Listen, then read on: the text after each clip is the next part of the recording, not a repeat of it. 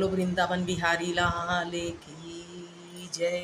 वक्रतुंड काया विशाल, तेजस्वी कोट दिनेश समान, पूर्ण करो संपूर्ण का निर्विघ्न देव हे दया निधान। बोलो राधे कृष्ण भगवान की जय। कहते धुंधकारी का प्रेतित्व वर्णन, जैसे इंसान प्रेत बन जाता है, कहने का तात्पर्य प्रेत बन जाता है, तो उसका उद्धार कैसे होता है। श्रीमद् भागवत सुनने से, 7 दिन सप्ताह सुनने से ही उसको मोक्ष मिलता है। मरने से पहले सुन ले या उसके परिजन उसको सुना दे। श्री कृष्ण गोविंद हरे मुरारी, हे नाथ नारायण वासुदेवा।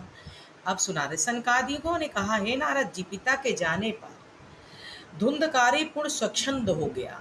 मैंने कल कथा डाली थी, तो उसमें लिखा था कि ब्राह्मण को लड़का नहीं हो रहा था, बच्चा नहीं हो रहा था, तो सन्यासी ने कहा कि ये फल ले जाकर अपनी पत्नी को खिला देना। जब पत्नी को उसने खिलाया ब्राह्मण ने, तो पत्नी ने जब नहीं खाया, उसको फेंक दिया।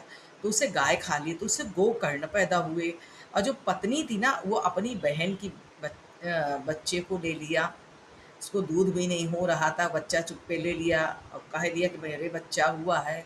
तो लेके वो कहने लगे, तो ब्राह्मण जब सुने कि मेरा पुत्र पैदा होने वाला, तो बड़े खुशी हो गए और ढोल नगाड़े बजवाए और कीर्तन करवाया, सब कुछ करवाया।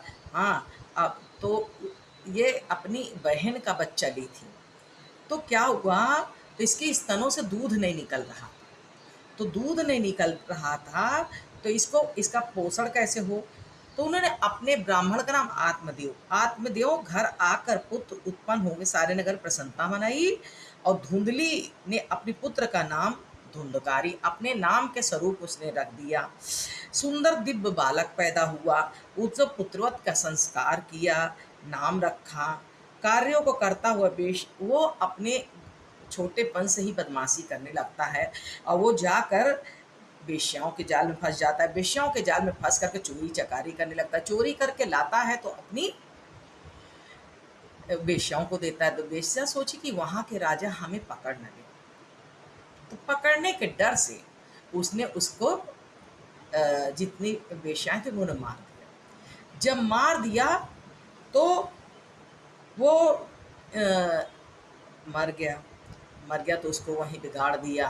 तो गोकुर्ण जो दूसरा गाय से पैदा हुआ था, वो तो गया गाय से पैदा हुआ, तो वो तीरथ में गए, तो तीरथ में जा